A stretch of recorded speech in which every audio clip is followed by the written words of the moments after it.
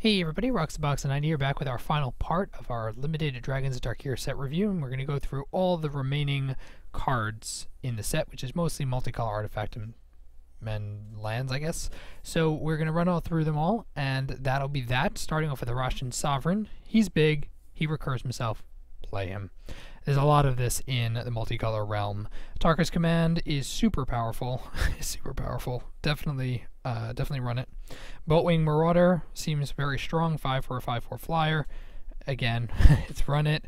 Cunning Breeze Dancer. I like it. It's a little bit narrower than some of the others, but being able to consistently pump, especially as a scalable pump, something rebounds and then you play something this turn, boom, you got an 8/8 on the attack, seems really good. Dragonlord Tarka is insane, that's why he's mythic. He is a surefire way to win. Even just dealing 5 damage divided up seems very strong, and then of course having an 8/8 Flying Trampler for 7, yeah, deal with that. Dragonlord Dramoka, counterspells aren't such a huge deal in this format, but being able to prevent your opponent from messing around on your turn and having a big creature seems sweet, especially with that card that toughness is dealt as power. But then he's 7/7 for 6. Sweet.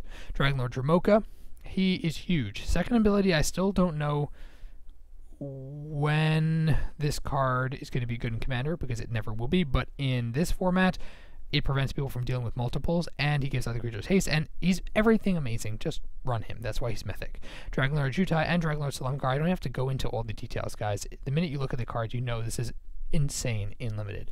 Dragonlord Jutai, hexproof, and being able to give you consistent card draw, and being ridiculously costed. Dragonlord Salamgar, yeah, just take their Planeswalker or take their big creature, and he's 3/5 Flying Death Touch.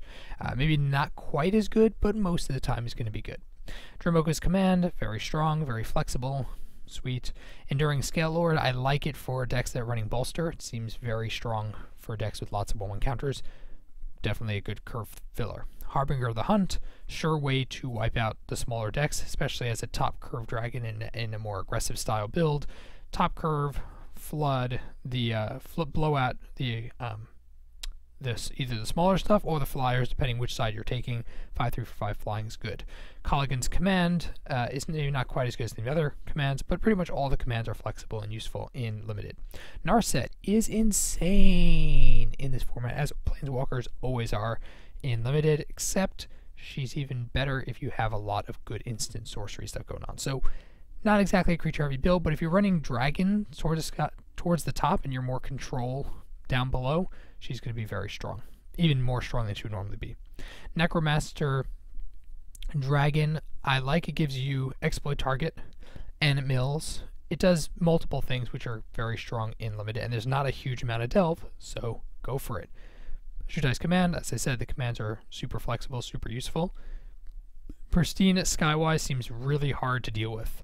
This is the kind of guy that's gonna, because he can untap, most players are gonna attack into him or be afraid to attack into him. So he's good for the defensive. He's really strong for the attack, because if you untap him and he attacks, boom, can't block him just from playing a non-creature spell. There's so many positives to him. Super powerful. That's why he's a rare.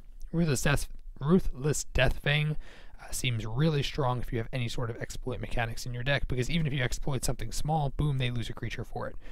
Very good card. Sarkhan Unbroken, yeah, if you get him and you can run him, do so, because he is incredible in limited. Savage Ventmaw replaces itself every time it attacks in terms of its mana value. This is basically the way that you win in terms of mana advantage. If you're running dragons, you want this card. Salamgar's command, super strong, blows up planeswalkers, bounces permanents, does everything you need it to. Swift Warkite is probably on the weaker end of the dragon cycle, but it's still very strong in this format, especially if you have any sort of dash mechanic going on. Getting to artifacts, Ancestral Statue, 3/4 for 4, returns an online permanent you control. So pretty much, where is this going to be good? I mean, you bounce smaller guy for a bigger guy. It also lets you, things that have entered the battlefield effects lets you reuse. It's okay. It's average. Tarka, all the monuments, which we don't have to look at them all, but they're all really strong and limited. You want to run 1 or 2 of them to fix your colors and to give you that dragon late game. Custodian Trove, it's not great. Just straight up, it's not that good. And the real reason is because it's a bland card that hits play tapped. Dragonloft Idol. It's 4/4/4/4 flying trample if you control a dragon. So if you have a lot of dragons, playable. Otherwise, it's boring and not that good. Then we said about the monuments. Gate Smasher, attached only to creatures with toughness 4 or greater, gives 3/0 and trample. It's kind of a win more card and quite expensive. It's okay. It's not great. Keeper of the Lens. This is another variant of this look at face down creatures. Unnecessary. Not exactly a great card. Monuments are all sweet. Spider Silk Net, it's good because it can deal with dragons. It's bad in that it doesn't do that much against dragons. Not exactly a push-in card. Stormrigger Rig, whenever a creature attacks you, whenever a creature enters the battlefield, you can attach this to it. That kind of gets rid of the equipment cost, but it's still expensive for not very much bolstering. Tapestry of the Ages will be very good if you have a lot of if you're a more control non-creature deck. This card will give you the card advantage you need. Seems decent. Violet Dragonfire, it's not that great. It's pseudo removal, but I'm not a fan. Evolving Wilds helps you fix if you're dealing with dragons, and Haven of the Spirit Dragon seems super sweet if you have dragons, which it's very hard not to in this format. And I think that is everything. Oh yeah, so we made it through our Dragon's Tarkir limited set review.